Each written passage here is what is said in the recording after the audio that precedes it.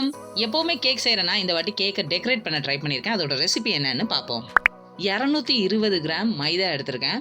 இந்த முறை 2 ஃப்ளேவரில் கேக் செய்கிறேன். ஒன்று வந்து சாக்லேட் கேக், இன்னொன்று வந்து ஆர்டினரி வெனிலா கேக் செய்ய போகிறேன். ஸோ ஃபஸ்ட்டு மைதாவை நல்லா சலிச்சு எடுத்துடலாம். அதுக்கப்புறம் வந்து 75 கிராம்ஸ் கொக்கோ பவுடர் எடுத்திருக்கேன். ஸோ இந்த 75 கிராமையும் நம்ம வந்து நல்லா சலிச்சு எடுத்ததுக்கப்புறமா 350 கிராம் சுகர் எடுத்திருக்கேன். அதையும் வந்து அந்த ட்ரை மிக்ஸில் நம்ம போட்டுடலாம். அதுக்கப்புறமா வந்து 1.5 ஸ்பூன் பேக்கிங் சோடா, கிராம்ஸில் பார்த்தோம்னா ஒரு 6 கிராம் வரும்.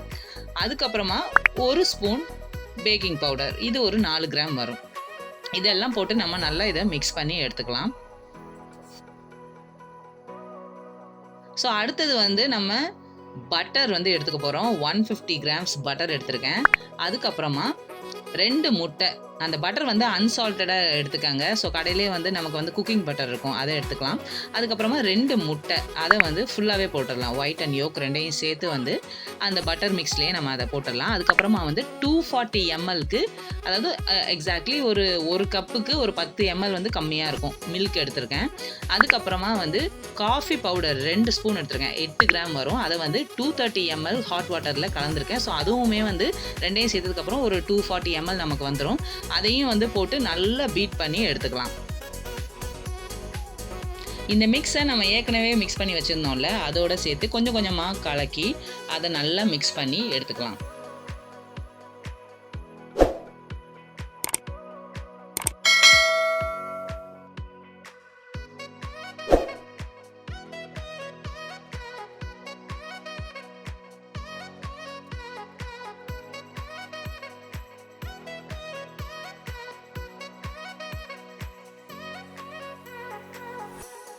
ஒரு 1/4 டீஸ்பூன் சால்ட்டும் ஆட் பண்ணிவிட்டு என்னோடய மிக்ஸை வந்து நல்லா மிக்ஸ் பண்ணி எடுத்துடுறேன். மொத்தமாக ஊற்றிட்டு அதை நல்லா மிக்ஸ் பண்ணி எடுத்துட்டதுக்கப்புறமா இந்த பதத்தில் இருக்கும். ஸோ நார்மலாக கேக் வந்து இந்த பதத்தில் வராது. பட் இந்த கேக் வந்து நம்ம இவ்வளோ லிக்விடாக ஊற்றினா தான் வந்து அது ரொம்பவே சாஃப்டாக, ரொம்ப மாய்ஸ்சராக நமக்கு வந்து கேக் கிடைக்கும்.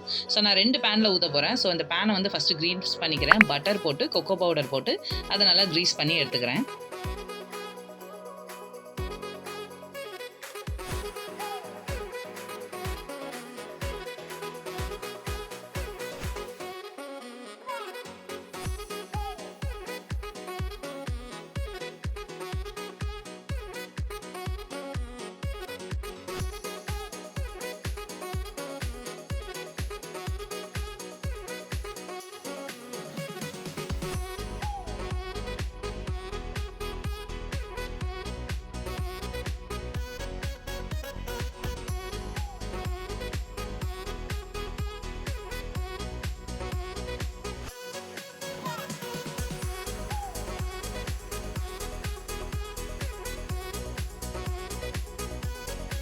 ஸோ நம்மளோட கேக் மாவு அதில் ஊற்றுனதுக்கப்புறமா இந்த மாதிரி தட்டுங்க. ஏன்னா அடியில் ஏதாவது ஏர் பபிள்ஸ் இருந்துச்சுன்னா அது மேலே வந்துடும். அதனால் இந்த மாதிரி நீங்கள் அதை தட்டி எடுத்துகிட்டு அதுக்கப்புறமா ப்ரீ ஹீட் பண்ணிக்கோங்க அவனை. நான் ஒரு 10 மினிட்ஸ்க்கு 180 டிகிரியில் அதை ப்ரீ ஹீட் பண்ணதுக்கப்புறமா திருப்பி வந்து அதை உள்ளே வச்சுட்டு இதை மட்டும் கொஞ்சம் எக்ஸ்ட்ராவாக, நார்மலாக கேக் வந்து 20 மினிட்ஸ் நம்ம வைப்போம். பட் இந்த கேக்கை வந்து 35 மினிட்ஸ்க்கு 180 டிகிரி செல்சியஸில் நான் வச்சுருந்தேன். நெக்ஸ்ட்டு நம்ம வெனிலா கேக் செய்ய போகிறோம். ஸோ அதுக்கு 250 கிராம் மைதா எடுத்திருக்கேன். அதை வந்து நல்லா சலிச்சு எடுத்துக்கலாம்.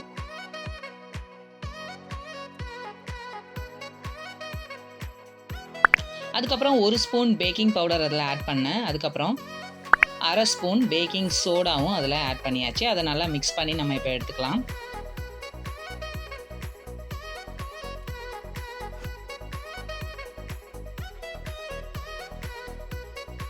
மூணு முட்டையை உடச்சி ஊற்றிக்கலாம் ஒரு பேனில்.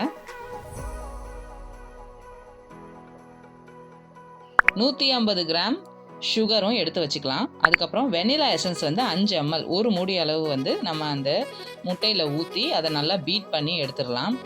அதை நல்லா பீட் பண்ணும்போதே சுகரை வந்து கொஞ்சம் கொஞ்சமாக அதில் ஆட் பண்ணி நம்ம பீட் பண்ணலாம். நான் மொத்தமாக அதை ஆட் பண்ணி பீட் பண்ணிட்டேன். அதுக்கப்புறம் அதில் வந்து பட்டர் ஆட் பண்ணோம். 50 கிராம்ஸ் பட்டர் வந்து அந்த மிக்ஸில் வந்து நம்ம ஆட் பண்ணி அதையும் வந்து நல்லா பீட் பண்ணி எடுத்துக்கலாம்.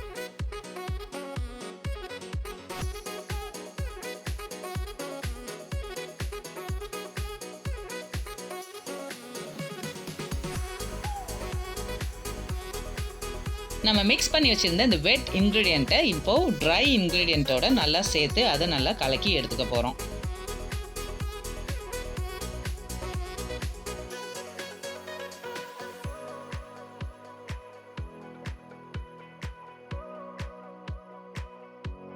கேக் வந்து நமக்கு தோசை மாவு கன்சிஸ்டன்சியில் வேணும். அதனால் அந்த கன்சிஸ்டன்சி நமக்கு கிடைக்கிற வரைக்குமே கொஞ்சம் கொஞ்சமாக காய்ச்சி ஆற வச்சுருந்த பாலை வந்து அதில் ஆட் பண்ணலாம். அதோடு சேர்த்து கொஞ்சமாக லெமன் ஜூஸ் ஃபியூ ட்ராப்ஸ் மட்டும் போட்டால் போதும். அதையும் போட்டு நல்லா மிக்ஸ் பண்ணி எடுத்துக்கலாம். ஸோ நமக்கு தேவையான கன்சிஸ்டன்சி வந்ததுக்கப்புறமா நமக்கு என்ன ஃபுட் கலர் வேணுமோ அதை ஆட் பண்ணிக்கலாம். ஸோ நான் வந்து க்ரீன் ஆட் பண்ணுறேன். ஏன்னா என் பையனோட பர்த்டேக்கு கேக் கட்டிங் அப்போ அவன் போட போகிற ஷர்ட் வந்து க்ரீன். அதனால் அதுக்கு மேட்சிங்காக இருக்கிற மாதிரி நான் வந்து க்ரீன் ஃபுட் கலர் வந்து ஆட் பண்ணிக்கிறேன்.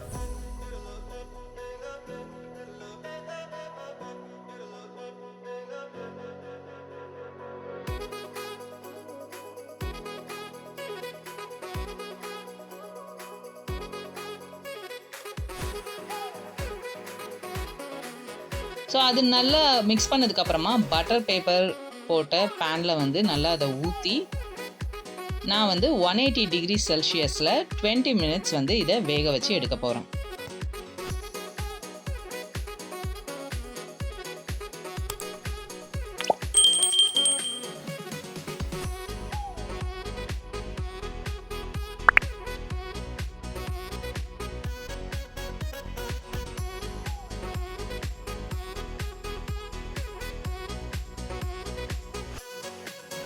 நெக்ஸ்ட்டு நம்ம கேக்குக்கான க்ரீம் செய்ய போகிறோம். ஸோ நான் வந்து 3 முட்டையோட வெள்ளை கருவை மட்டும் எடுத்திருக்கேன். ஏன்னா அவ்வளோதான் முட்டை என்கிட்ட இருந்துச்சு, கடைசி இருந்த 3 முட்டை. ஸோ அந்த 3 முட்டையோட வெள்ளை கருவை மட்டும் நம்ம தனியாக பிரித்து எடுத்துக்கலாம். ஒரு சொட்டு மஞ்சள் கரு அதில் விழாமல் நம்ம வந்து பார்த்து எடுத்துக்கலாம். ஸோ அப்படி ஒயிட் தனியாக பிரித்ததுக்கப்புறமா நெக்ஸ்ட்டு வந்து கொஞ்சமாக லெமன் ஜூஸ் வந்து அதில் ட்ரா பண்ணிவிட்டு அதுக்கப்புறம் கொஞ்சம் வெனிலா எசன்ஸும் ஃபியூ ட்ராப்ஸ் அதில் ஆட் பண்ணால் போதும். அதுக்கப்புறம் வந்து 10 ஸ்பூன் வந்து நான் சுகர் சேர்த்துக்கிட்டேன். நல்லா சேர்த்துட்டு அதை கொஞ்சம் நல்லா மிக்ஸ் பண்ணி எடுத்தேன். மிக்ஸ் பண்ணி எடுத்ததுக்கப்புறமா நெக்ஸ்ட் நம்ம என்ன பண்ண போகிறோம்னா டபுள் பாயிலிங் மெத்தடில் வந்து இதை வந்து கொஞ்சம் நேரத்துக்கு அடுப்பில் வச்சு எடுக்க போகிறோம். ஃபுல்லாக பாயில் பண்ணக்கூடாது. ஸோ கீழே ஒரு பேனில் வந்து தண்ணி வச்சு நல்லா அதை கொதிக்க வச்சுருங்க. அதுக்கப்புறமா மேலே இந்த பாத்திரத்தை வச்சு அந்த ஆவிலே வந்து இது கொஞ்சம் நேரம் ஒரு 1 to 2 மினிட்ஸ் வந்து லோ ஃப்ளேம்லே வச்சு நம்ம வந்து இதை நல்லா கலக்கி விட்டுட்டே இருங்க. அப்போ தான் அது வந்து ஃபுல்லாக பாயில் ஆகிடாது. ஸோ அதை வந்து இந்த மாதிரி ஒரு மெத்தடில் வந்து அதை கொஞ்சம் ஹீட் பண்ணி எடுத்துக்கோங்க.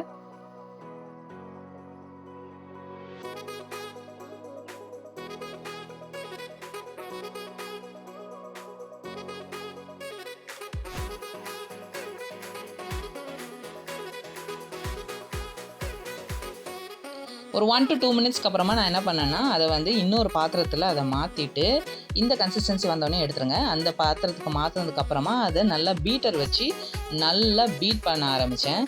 ஸோ அது பீட் பண்ண ஹை ஸ்பீடில் வச்சு நம்ம பீட் பண்ணும்போது நமக்கு இந்த கன்சிஸ்டன்சி வந்துடும். ஸோ நான் வந்து கேக் டெக்கரேட் பண்ணலாம் அப்படின்னு சொல்லி டிசைட் பண்ணியாச்சு. நிறைய வாட்டி பிளான் பண்ணது தான், ஆனால் ஒரு தடவை கூட நான் வந்து அதை ட்ரை பண்ணதே கிடையாது.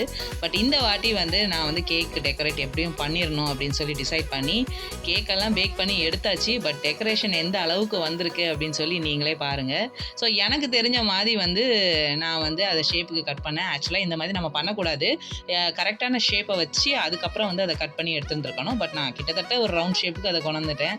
ஏன்னா நம்ம வீட்டில் தானே கட் பண்ண போகிறோம், வேறு யாரும் வரமாட்டாங்களே அப்படின்னு சொல்லிட்டு. பட் இதை ப்ராப்பராக பண்ணியிருந்துருக்கலாம்.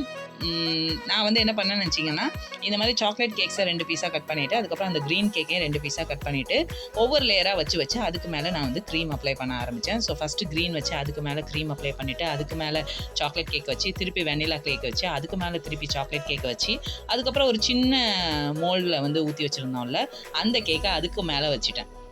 ஸோ இந்த மாதிரி வச்சு க்ரீம் எல்லாம் பூசினதுக்கப்புறம் பார்த்தோம்னா க்ரீமு பத்தாமல் போயிட்டு, ஏன்னா என்கிட்ட இருந்தது கடைசியாக 3 முட்டை தான். ஸோ அதுலேயும் நம்ம ஒயிட் மட்டும் தான் யூஸ் பண்ணணும் க்ரீம் செய்கிறதுக்கு. ஸோ அதை யூஸ் பண்ணிட்டேன். அதுக்கப்புறம் பார்த்தீங்கன்னா கடைக்கும் போக முடியாது, ஏன்னா இது வந்து நான் மிட் நைட்டில் செஞ்சுக்கிட்டு இருந்தேன். ஸோ எய்தர் நான் மார்னிங் வந்து போய் முட்டை வாங்கிட்டு வந்து செஞ்சுருக்கணும், அப்படி இல்லைன்னா வேறு ஏதாவது ஒரு மெத்தட் இருக்கா அப்படின்னு சொல்லிட்டு பார்க்கலான்னு சொல்லிட்டு ஒரு 2 மணி ஆகிட்டு நான் இந்த க்ரீம் பூசும்போது அப்படியே உட்காந்து கேக்கே பார்த்துட்ருக்கேன் என்ன பண்ணலாம் அப்படின்னு சொல்லிட்டு. அதுக்கப்புறம் தான் தோணுச்சு, ஓகே நம்ம க்ரீமும் வாங்கி வச்சுருக்கோம், விப்பிங் க்ரீம் பவுடரும் வாங்கி வச்சுருக்கோம். ஆனால் விப்பிங் க்ரீமில் என்ன இன்ஸ்ட்ரக்ஷன் போட்டிருந்தாங்கன்னா அதில் வந்து பால் ஊற்றி வந்து நம்ம அதை பீட் பண்ணணும் அப்படின்னு சொல்லி போட்டிருந்தாங்க. ஆனால் அந்த டைமில் என்கிட்ட இருந்த பால் எல்லாமே முடிஞ்சிருச்சு. ஸோ பால் இல்லை, சரி க்ரீமை வச்சு ஒன்று ட்ரை பண்ணலாம்னு சொல்லி யூடியூப்பில் பார்த்தப்ப அவங்க என்ன பண்ணாங்கன்னா இந்த மாதிரி ஐஸ் க்யூப்ஸை போட்டு அதில் கொஞ்சம் தண்ணி ஊற்றி அந்த சில் தண்ணிக்கு மேலே வந்து நம்ம பாத்திரத்தை வச்சு அதில் க்ரீமு ஊற்றி அதை வந்து நல்லா பீட் பண்ணி எடுத்திங்கன்னா ஒரு 10 மினிட்ஸில் உங்களுக்கு க்ரீம் ரெடி ஆகிடும் அப்படின்னாங்க. நானும் ஹை ஸ்பீடில் வச்சு பீட் பண்ணி பார்த்தேன். அது ஃபெயில் ஆகிட்டு க்ரீமாகவே தான் இருந்தது. அதுக்கப்புறம் விப்பிங் க்ரீம் இருந்துச்சு, பட் மில்க் இல்லை. சரி க்ரீமில் வந்து விப்பிங் க்ரீமை போட்டு நம்ம ட்ரை பண்ணலாம்னு சொல்லி விப்பிங் க்ரீம் பவுடரை எடுத்து இதில் போட்டு அதை வந்து நல்லா பீட் பண்ணேன். ஒரு 2 மினிட்ஸ்லேயே பார்த்தீங்கன்னா எனக்கு க்ரீம் ரெடி ஆகிடுச்சு. சரியான டேஸ்ட்டில் இருந்துச்சு அந்த க்ரீமு. எதிர்பார்க்கவே இல்லை. இது வரைக்கும் நான் மில்கில் ட்ரை பண்ணதில்லை. இது வரைக்கும் விப்பிங் க்ரீம் அதுதான் ஃபஸ்ட் டைம் நான் ட்ரை பண்ணியிருக்கேன். ஸோ ரொம்ப டேஸ்ட்டாக இருந்துச்சு. அதுக்கப்புறம் வந்து பலூன்ஸ் எல்லாம் ஊதி டெக்கரேட் பண்ணிவிட்டு அந்த அடித்த விப்பிங் க்ரீமை ஒரு 45 மினிட்ஸ்க்கு ஃப்ரிட்ஜில் வச்சு அதுக்கப்புறம் எடுத்து கேக் மேலே அப்ளை பண்ண ஆரம்பித்தேன். அதுக்கப்புறம் என் பையனுக்கு வந்து கிவி அண்ட் ஸ்ட்ராபெரிலாம் ரொம்ப பிடிக்கும், சாக்கோ ஸ்டிக்ஸ் ரொம்பவே பிடிக்கும். ஸோ அதெல்லாம் யூஸ் பண்ணி அந்த கேக்கை வந்து டெக்கரேட் பண்ணியாச்சு. கொஞ்சம் அங்கே மேலே ஸ்ப்ரிங்க்லர்ஸும் வந்து தூவி விட்டாச்சு. ஸோ கேக் வந்து ஓரளவு கிட்டத்தட்ட வந்து எனக்கு தெரிஞ்ச மாதிரி ஓரளவு மேட்ச் பண்ணி எடுத்துட்டேன். ஸோ அதை பார்த்த உடனே என் பையன் ஏதாவது சொல்லுவானோன்னு பயந்துகிட்டே அவங்ககிட்ட காமிச்சேன். அவனுக்கு ரொம்பவே பிடிச்சி போச்சு. அவன் ரொம்பவே ஹாப்பியாக இருந்தான். எனக்கு ரொம்ப பிடிச்சிருக்கு அப்படின்னு சொன்னான். ஸோ ரொம்பவே ஹாப்பியாக இருந்துச்சு என் பையன்கிட்ட இருந்து கேட்குறதுல. அவனுக்கு பிடிக்கலன்னு சொன்னால் கடையில் வாங்கலான்னு தான் நினச்சேன். பட் அவனுக்கு பிடிச்சது அப்படின்னு சொன்னனால சரி அன்றைக்கி அந்த கேக்கே வெட்டிடலாம் அப்படின்னு சொல்லிட்டு அன்றைக்கி அந்த கேக்கை ஹாப்பியாக நாங்கள் வெட்டியாச்சு.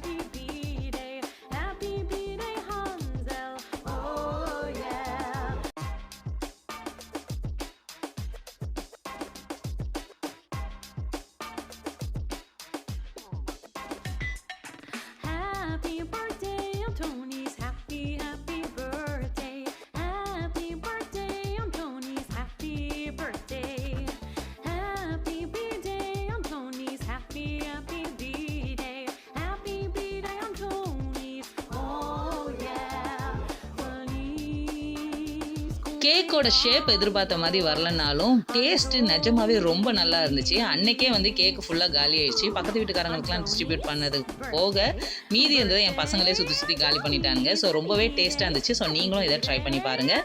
தேங்க்யூ ஸோ மச் ஃபார் வாட்சிங்.